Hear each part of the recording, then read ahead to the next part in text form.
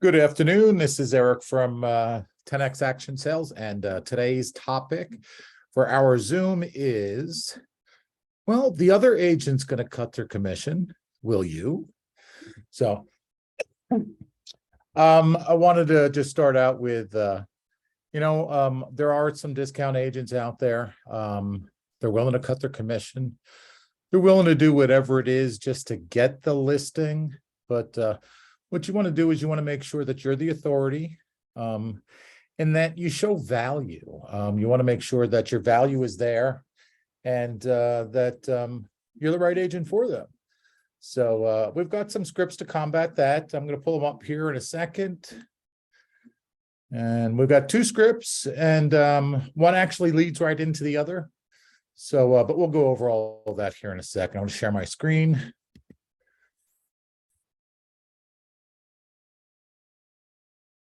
All righty, I'm impressed. I got it there on the first try this time. So,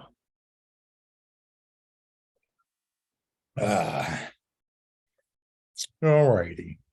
Well, we have all in our careers have heard this before. People want to get a good deal. People want to make sure that they're getting the best deal that is available. And they want you to cut your commission. What I've learned over the years is that a good deal isn't really just something straightforward. A good deal can be the most money, but not always. A good deal may be, they get to rent back for 2, 3, 4 months. A good deal for somebody else may be that, you're going to take care of the stray cats that have, wound up living in their barn or in their garage for the past 10 years. So there's a different definition of what a good deal is to everybody. So I'll tell you a little story. I had a seller once. Her and her husband had built this house in a lake community. And it was a private lake. And, this was basically their summer home for about 30 years. And I got the listing. I spoke with them. And what wound up happening is I do something I don't normally do. And I put the sellers in touch with the buyers because I felt for some reason that things needed to happen that way and work out. And they did. But I had the home listed for $399. And what wound up happening is the sellers sold the house for $300,000. But the new buyers had given them 2 weeks every summer at the house for the next 10 years. To them, to those sellers, to those buyers, that was a good deal. Not your traditional deal. And I don't really suggest having sellers get together with buyers. It could be disastrous, but just wanted to give that little bit of a story there just so you realize, again, a good deal is something different to everybody. So don't you decide what a good deal is for your buyer or your seller. So anyway, here we go. We're going to go over this script here. Eric. The other agent I spoke with, they said that they would cut their commission. And I'm wondering, will you cut your commission too? And here's the response. Mr. Seller, you're right. There are a lot of desperate agents out there, and I'm a little concerned about that. Can I tell you why? Mr. Seller, do you own anything more valuable than this home? Generally, the answer you're going to get is no. So, Mr. Seller, you could say that this is your most valuable possession, correct? Yes. Well, Mr. Seller, if an agent is so desperate that they're willing to broadcast that they don't even think they have value as a realtor, then I'm a little confused. I mean, let me ask you this.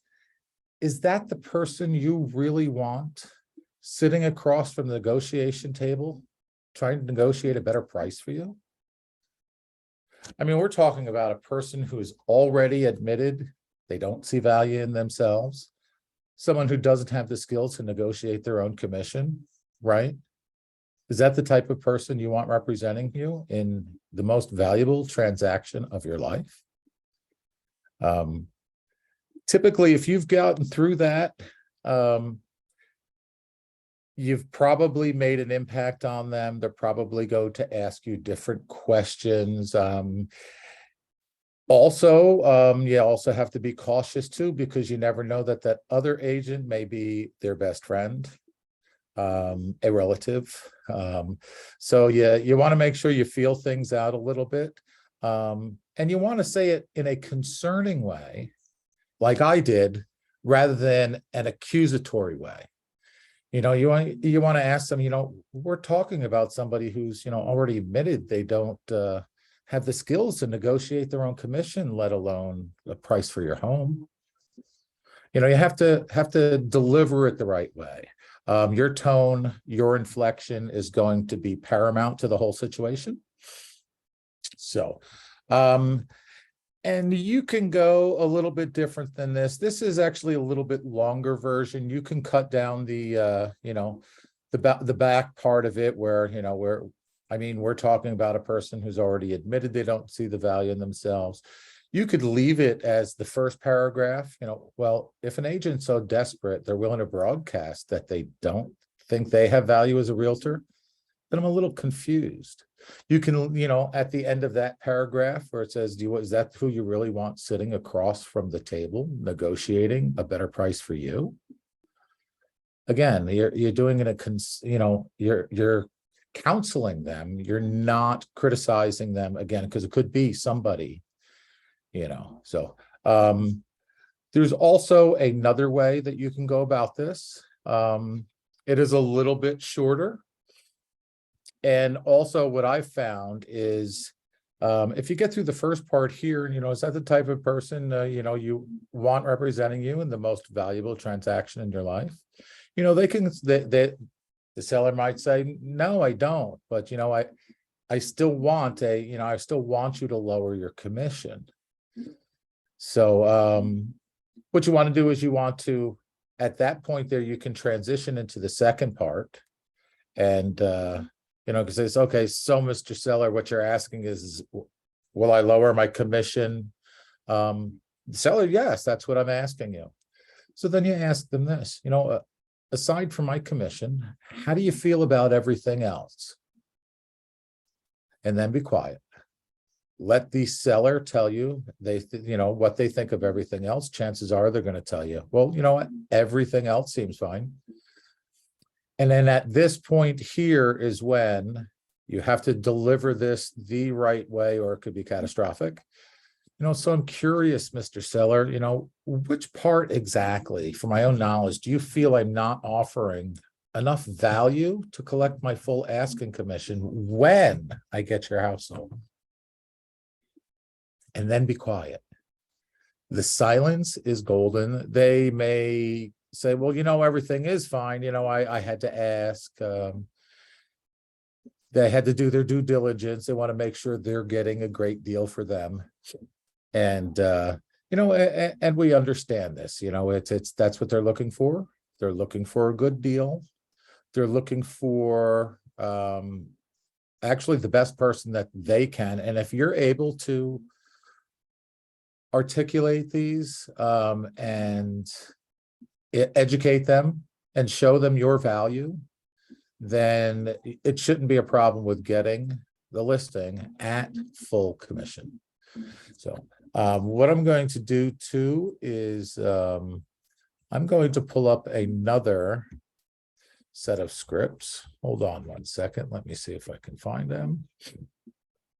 Well, hold on, bear with me.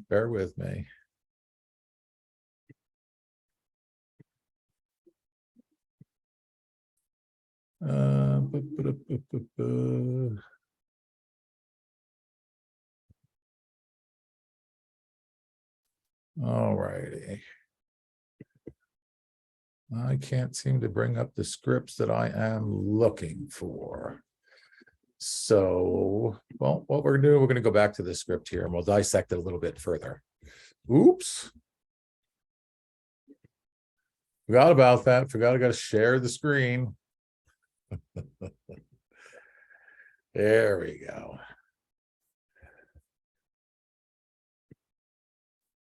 There we go again. So, all righty.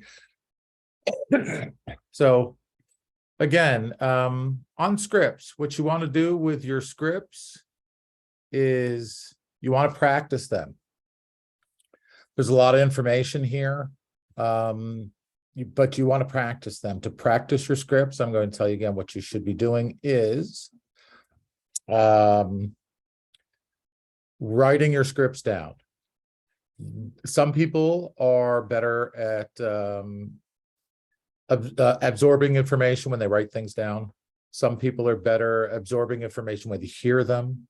Some people are better at absorbing information when they see them. So what I suggest is to cover all of those bases. What you should do is you should be reading your scripts every day. You should be reciting them out loud every single day. And recite them as if you're speaking with somebody, as if you're in a conversation with somebody.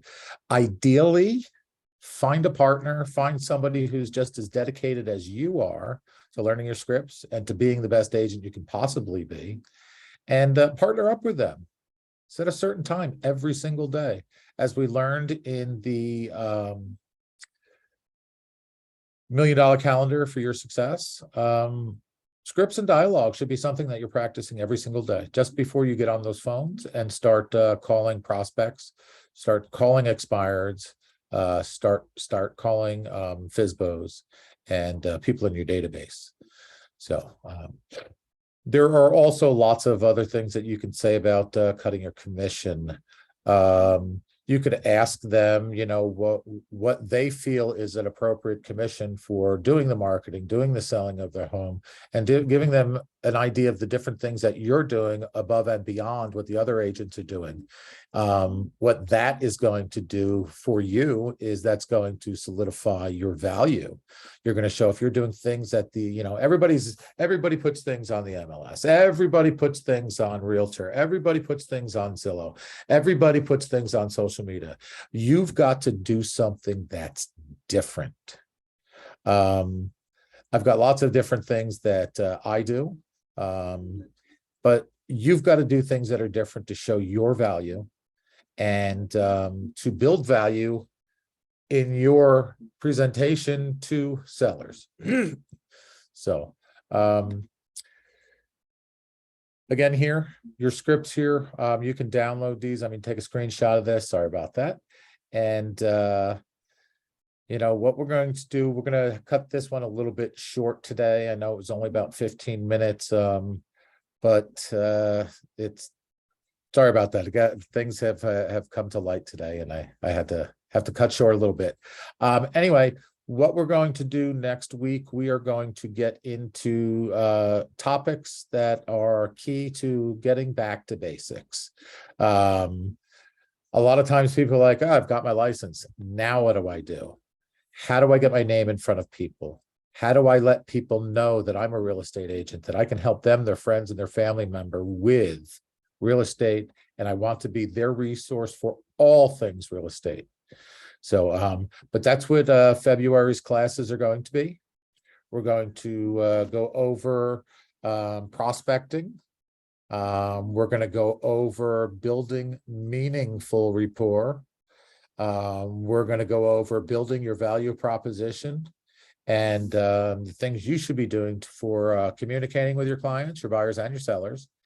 And follow-up you should be conducting on a daily basis. I've trained a lot of agents, and I know a lot of people are reluctant to get on the phone. You need to get on the phone. That's the key. Yes, a text sometimes is best if that's the way they want to communicate. But even if a text is the way they want to communicate, even if an email is the way they want to communicate, from time to time, you do need to give a phone call. So we're going to go over all of that next month. Again, sorry, I had to cut things short today, but I promise you next month, we're going to make everything up And I'm going to give you lots of good stuff to get you going and get you started this year. So thank you everybody for showing up. I do appreciate all of your time. It's my pleasure to do this, and look forward to seeing you next Thursday, 3 o'clock. Bye-bye.